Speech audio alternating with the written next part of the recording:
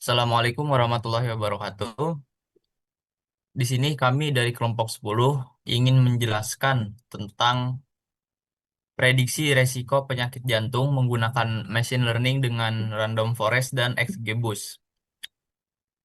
Jadi di sini dari anggota kelompok kami yang berisikan Muhammad Fahris Abiansah dan Muhammad Fadli Arildano, lalu Abdul Rauf Fitrah.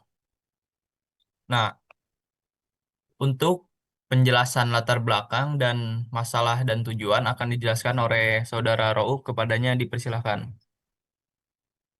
Latar belakang penyebab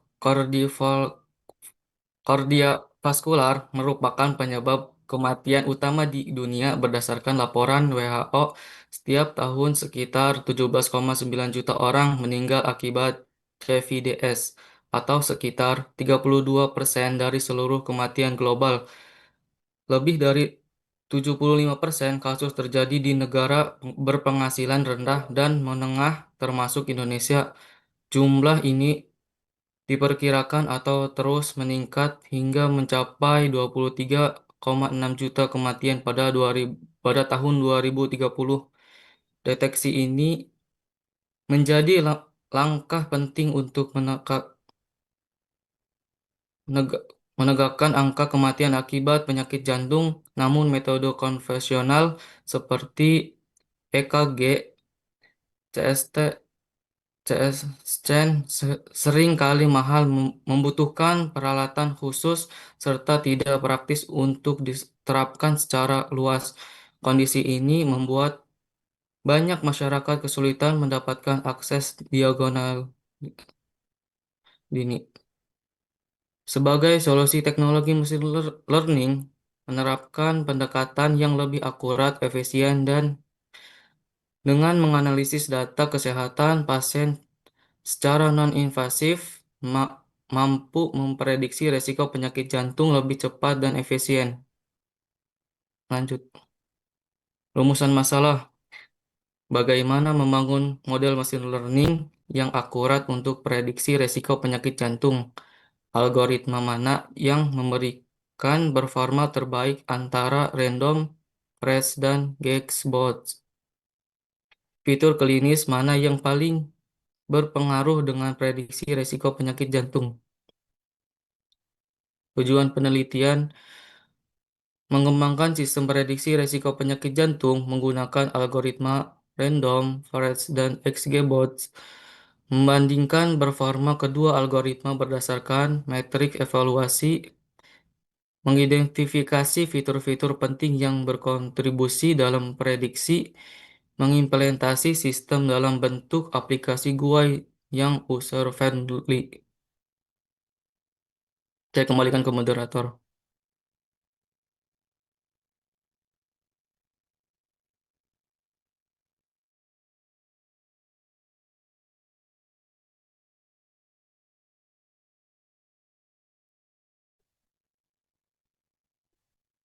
Baik, selanjutnya akan menjelaskan tentang dataset dan preprocessing kepada Saudara Muhammad Fahris Abiliansah, dipersilahkan. Baik, terima kasih moderator atas kesempatannya. Selanjutnya di sini saya akan menjelaskan mengenai dataset. Jadi di sini kami menggunakan dataset yang bersumber dari UCI Heart Disease Dataset dengan 13 fitur, yaitu ada usia, jenis kelamin, tipe nyeri dada, tekanan darah, kolesterol, gula darah, elektrokardiografi, detak jantung maksimal, angina, depresi ST, kemiringan ST, pembuluh darah, dan talasemia. Dengan target biner, 0 tidak ada penyakit, 1 ada penyakit. Next. Selanjutnya ada pre-processing dan pengembangan model. Pre-processing yang pertama itu ada label encoding, yaitu mengubah data kategorikal atau teks menjadi angka. Contohnya itu laki-laki menjadi 0, perempuan menjadi 1. Karena model machine learning hanya bisa memproses angka. Yang kedua ada trend test split. 80% training, 20% testing. Nah, data dibagi menjadi dua. Dengan 80% untuk melatih model, 20% untuk menguji performa model. Tujuannya agar model uji pada data yang belum pernah dilihat sehingga evaluasi lebih objektif.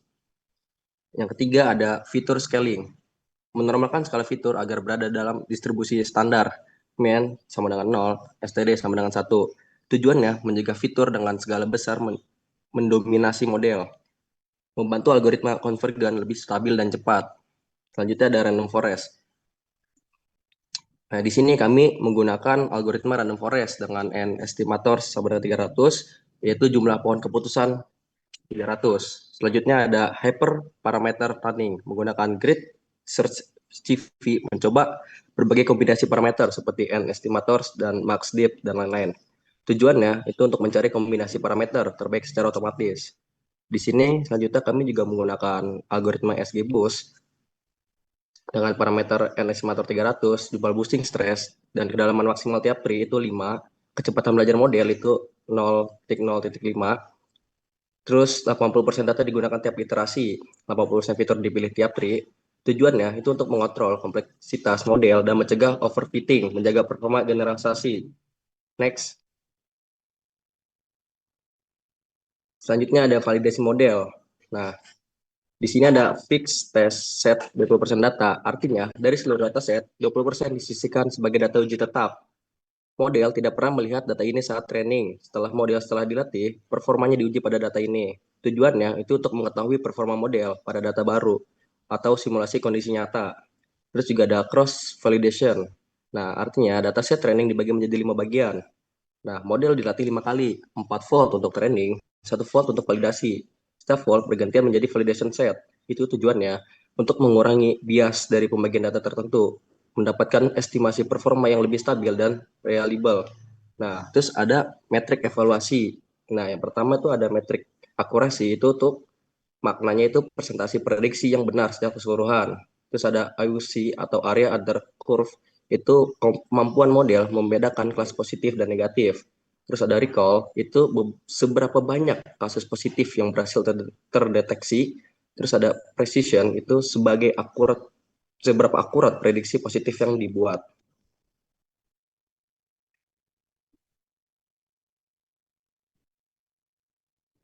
Habis itu ada arsitektur dan fitur. Yang pertama itu ada backend, yaitu model project pka.py, itu persiapan dataset, training, tanding, analisis, prediksi. Habis ada front end-nya itu kita menggunakan ML GUI dengan GUI 10 Kitter untuk input 13 fitur, validasi, hasil prediksi, dan dengan probabilitas. Terus ada fiturnya, kita ada model selection, cross validation, visualization, vision matrix, erosi, curve, fitur importance.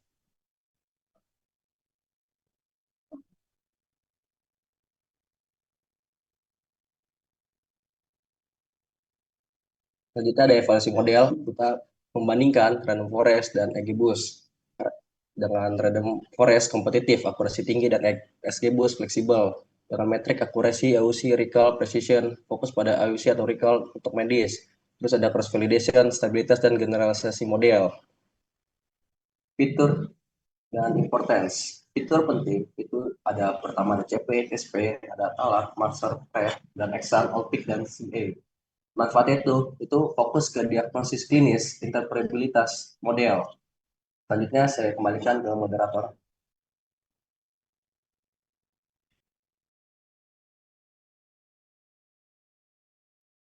Baik, di sini penjelasan tentang kode-kode dan isi penjelasan dari mesin learning yang digunakan sudah dijelaskan semua. Jadi di sini sekarang akan ada demonstrasi dan hasil yang akan dijelaskan oleh saya. Nah, baik, ini codingan untuk machine learning kita. Jadi di codingan ini terdapat dua file ya, yaitu untuk machine learning-nya dan yang kedua untuk UI-nya. Jadi fitur-fiturnya sudah dijelaskan sebelumnya. Nah, tetapi di sini kita menggunakan prioritasnya menggunakan random forest. Jadi XGBoost itu sebagai model pembanding. Di sini kita sudah mentrain data sebanyak sekitar 25 kali. Lalu kita juga sudah sudah memilih model terbaik dan model terbaik itu sudah ditanding menggunakan hyperparameter tuning. Jadi misalnya kita coba train model dan train model satu kali lalu disimpan. Nah, di sini akan keluar fitur-fiturnya atau metrik evaluasinya yang menggunakan akurasi, AUC, recall, dan precision. Di sini akan keluar sebagai bentuk nomor. Lalu di sini kita bisa memilih model terbaik. Nah, model terbaik ini akan dipilih eh, dan akan dipilih dari file yang ini. Lalu hasilnya akan keluar sebagai base model manual. Nah, base model manual ini kita bisa tanding menggunakan hyperparameter tanding agar hasilnya itu lebih presisi.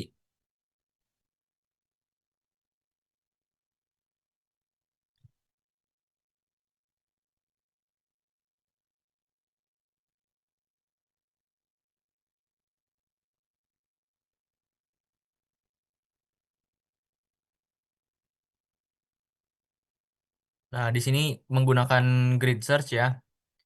Jadi setelah menemui parameter terbaik, maka hasil dari hyperparameter tandingnya disimpan sebagai base model. Nah, jadi untuk memprediksinya sebenarnya bisa dari kode ini untuk prediksi data baru. Cuman agar menggunakan pengguna, kita menggunakan UI yang lebih simpel.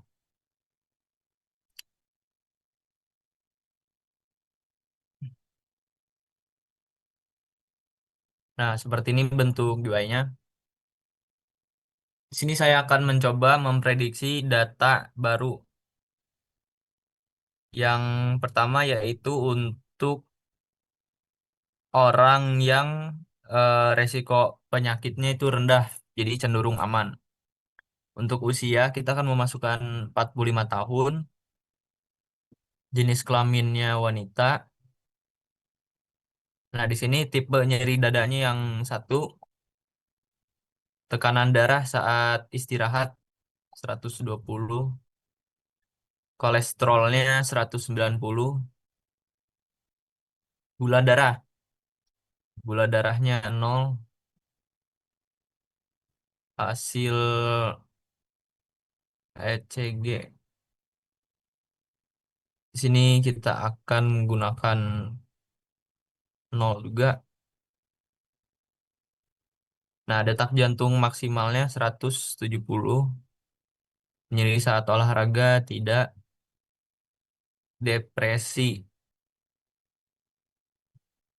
0,2, skopnya 2, jumlah pembuluh 0. Hmm.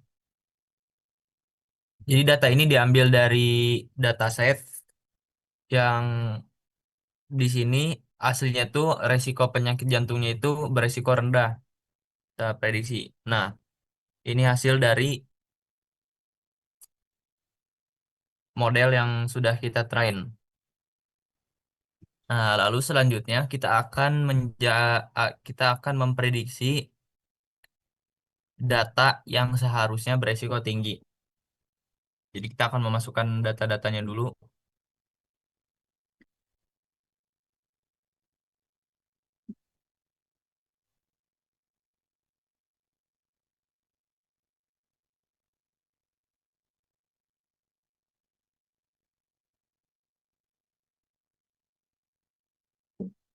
Nah, jadi data dari sini tuh banyak indikator klinis yang kuat.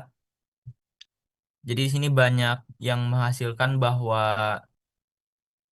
dia ini mempunyai penyakit jantung, mempunyai ciri-ciri penyakit jantung yang banyak.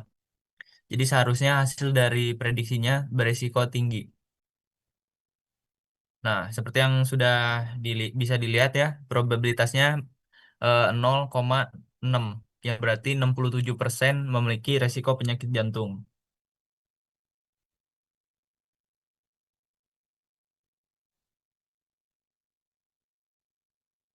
Mungkin demonstrasinya disukupkan sekian, lalu lanjut ke kesimpulan yang akan dijelaskan oleh saya.